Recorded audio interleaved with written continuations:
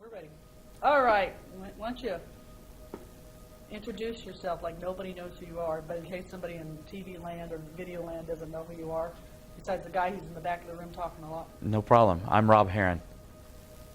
Okay, where are you from? He's lost for words. He's never like this. I'm from Columbus, Kansas.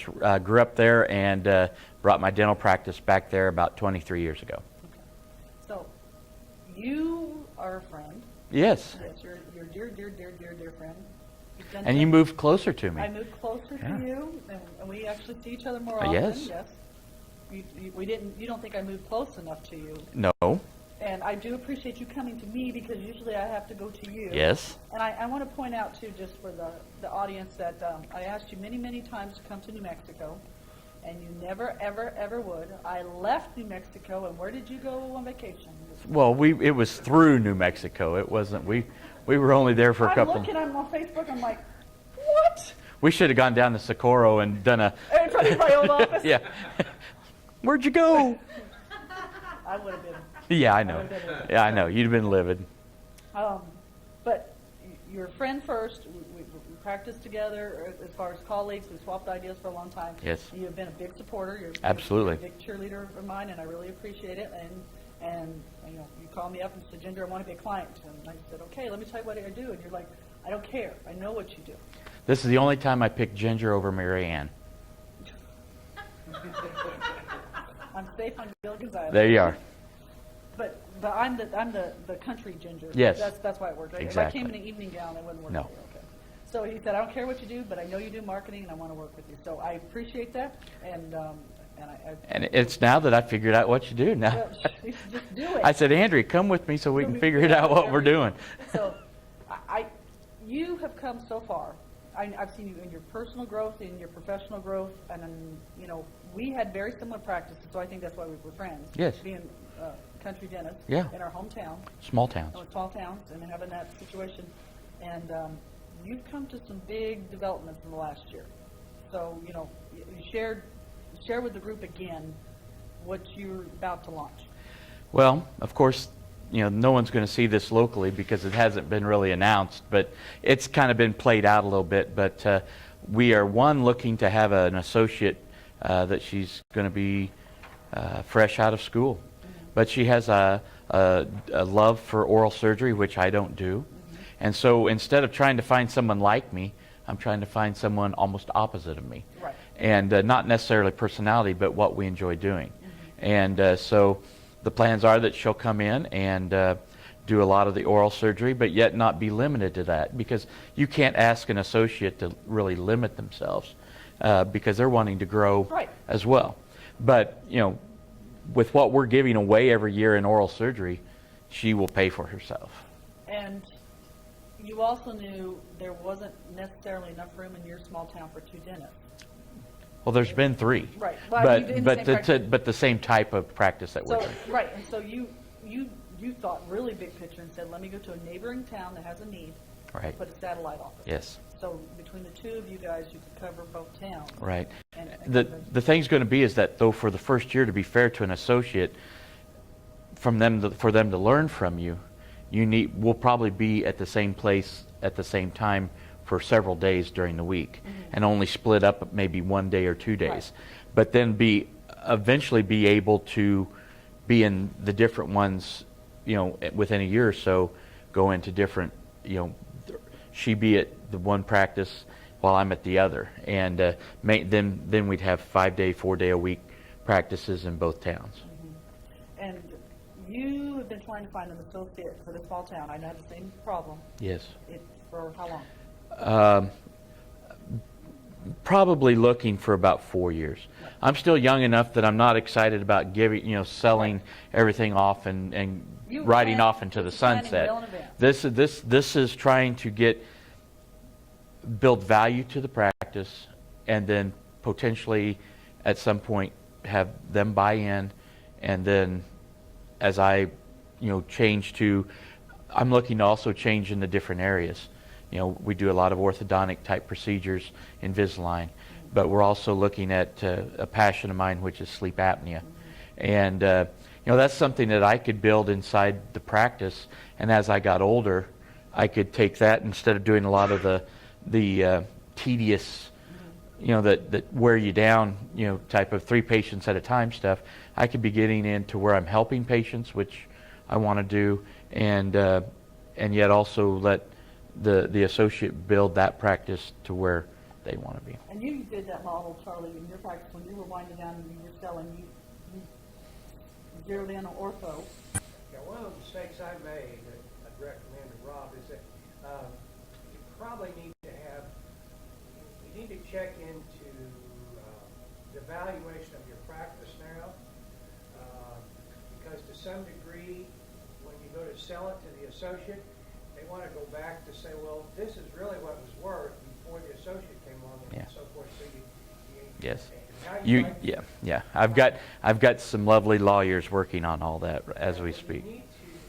I would advise you to get the counsel of a practice broker.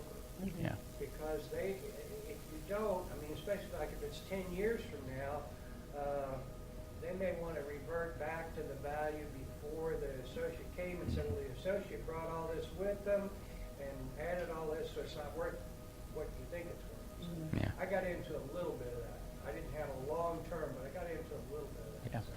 Yeah. No, I that's why I'm doing all this planning way ahead. Yeah, but get a broker somewhere. There's some in Kansas City. There's different places. Yeah. At least Get a valuation of where you're at. Well, and get an opinion of how you ought to write the contracts for the associate, so that this isn't. Yeah, And this may not ever be the buyer too. I mean, this one might go away. It could be somebody else. But you got to kind of get some ducks in a row. You can't. I think really most practices got to take about 10 years to sell. No, Well, and see, I'm turning 50 here soon, and that's kind of what I'm looking at. Is by the time I'm 60, have a way to where I'm, easing out. And I sold mine in 2 pieces. I sold the equipment and everything at one time, and then I sold the relationship. Blue sky. Blue sky at another time. Right. And so, I think that we talked about leverage yesterday and how to scale things, and we talked, how you scale video, or that's one instance, but how do you scale a dentist?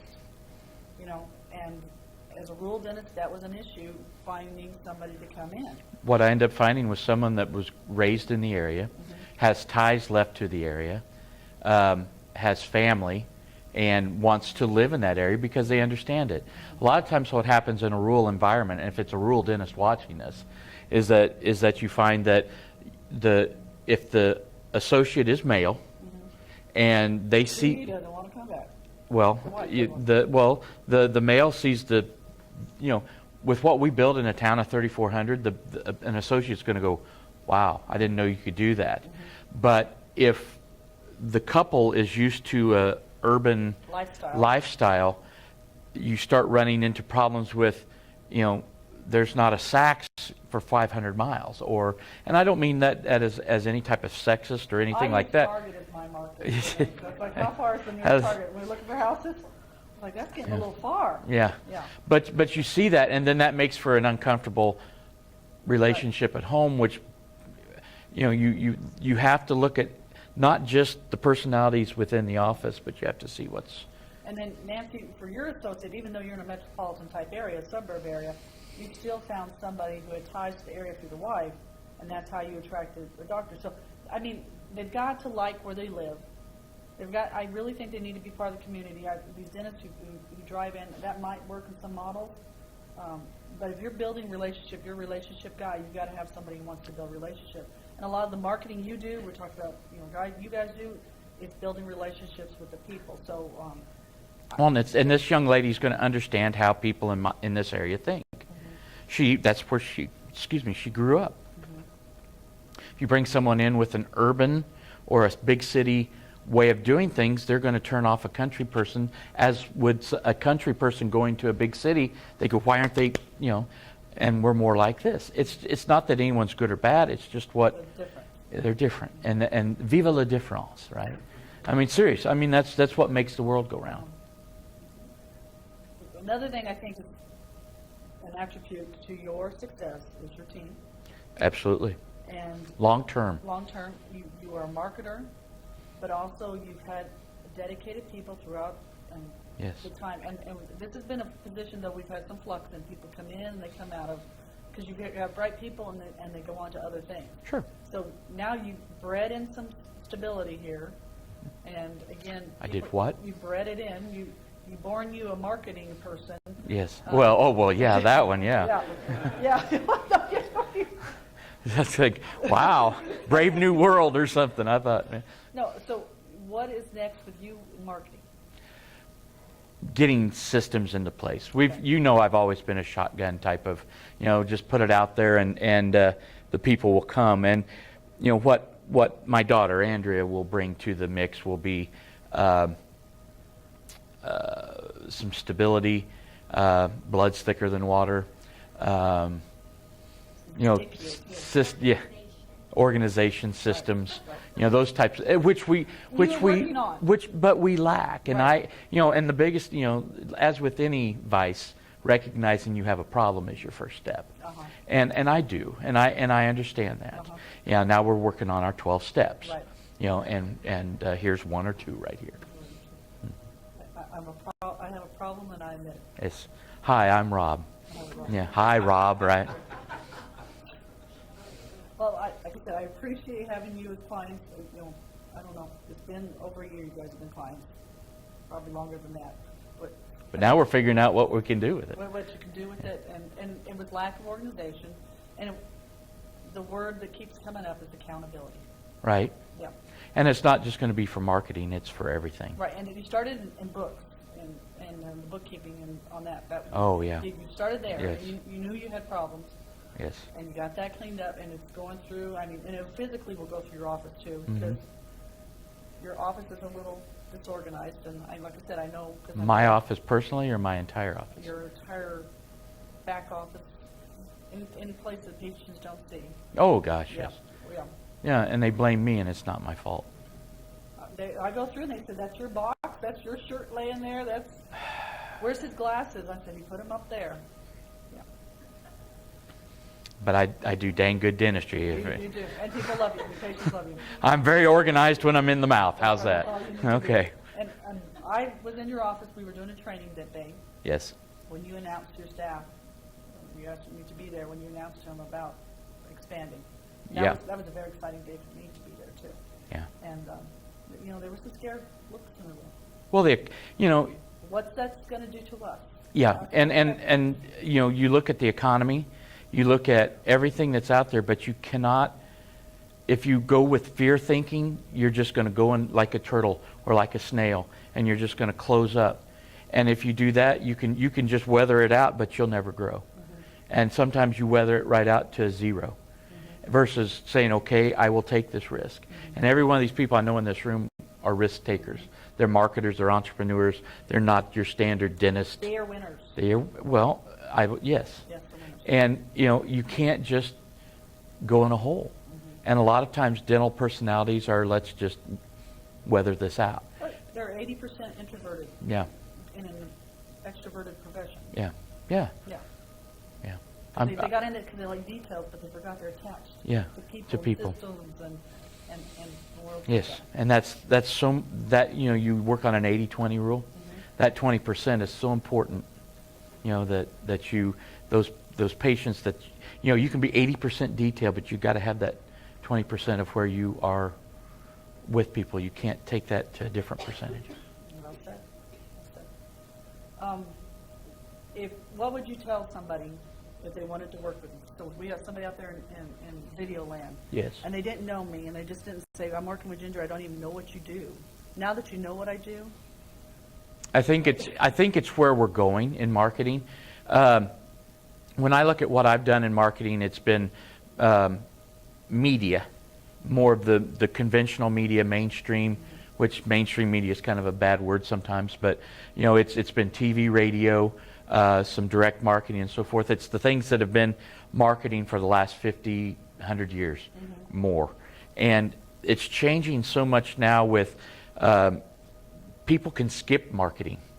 they can opt out through DVR and TV, Emails. emails, they can delete, they can get rid of all kinds of things.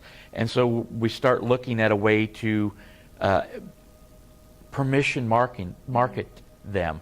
And permission marketing is becoming so important now, because that's, people can so easily say, I don't like them. And you can overmarket. You can saturate them so much that they don't want it. But with what you're doing, they're texting to a number and requesting the information. They ask for it. And so when they get it, they go, oh yes, that's what I asked for. That's why it used to be in print. It used to be so important. Here's the information you asked for. Now you're doing it in a media situation, mobile situation. Mobile, 60% people read their email? 90%. 90 on their phone. No, 60% of people read their email on their phone. Not on a computer anymore. And so just something as simple as having any of your information be in a Mobi type of format, to where they can look at it and they see, above the fold used to be paper. Now it's scroll above the scroll. And so this is what you're doing for us. This is what you're doing the main type of marketing, but you're using the more modern way of doing it, speaking to the more tech-savvy, individuals, that as the population ages, the percentages of people that use technology to gain... I haven't used the Yellow Pages in years, and I'm almost 50. So imagine what a 30-year-old's doing. doing. Have small kids because we use them for them to sit on. Well, that's true. But it's not, that's an expensive stool. Right. And, as over the next 10 years, as our population ages, you have to be able to reach them in the way they understand. And that's what you're doing. That's what your marketing and your program is teaching us, how to market to the new wave that's coming. And as the older people become more adept, just like my father's 75, he does more emails than I do. But if I get a joke from you, it came from him. Most of the time, and I edit. Yeah. But that's true, and so you will be surprised the amount of over 60 that use email, and they use email well. Now they might not pick up their phone and text something to a number, but that's not who you're marketing to with that way. Well, more and more, but as the population ages and as they understand it more, and as they become early adapters, and as that works in, but that's where the marketing is going. And if you are still using Yellow Pages as your main form of advertising, I asked our doctors, do you market? And they said, yeah, we have a website and a Yellow Page ad. You're not marketing. They'll tell me that 90% of people, that's the answer. And if they have a Yellow Page ads, it's wrong. It's wrong. It's wrong. Absolutely, it's wrong. It still has to hit all the points. Yes. Oh. Well, you know pretty well what I do. Thank you. Yeah. You thought I was sleeping back there, didn't you? Yeah. I was paying attention. Well, I appreciate it. Well, you bet. Well, and what I would tell, beyond everything else, is that when I saw that you were doing something, I felt strongly that I needed to support you. Whether you were selling tires off the street, but you are a honorable person, and I love you, and I would send anybody your way because you will treat them right. And that goes. I'm not getting paid for this, am I? No. Okay, I didn't think so. Sorry, I have to give a disclaimer. I did buy him lunch. Yes, she did buy. Yes. Last night. Yes, and Adrian, I only had one too. So, I but bought him lunch today. that's true. Bologna, that works for me. But in all honesty, that's why I'm with you. I trust you. I trust your family. Ron is great. He's such a asset to what you do, and of course I love your kids. Yeah. And but we had a personal relationship first, colleague, so forth, and then now when you're doing this, I knew this was something that you were good at, and you would make this good. Thank you. You're welcome. Boy, I love that. Let's give him a hand. Woo!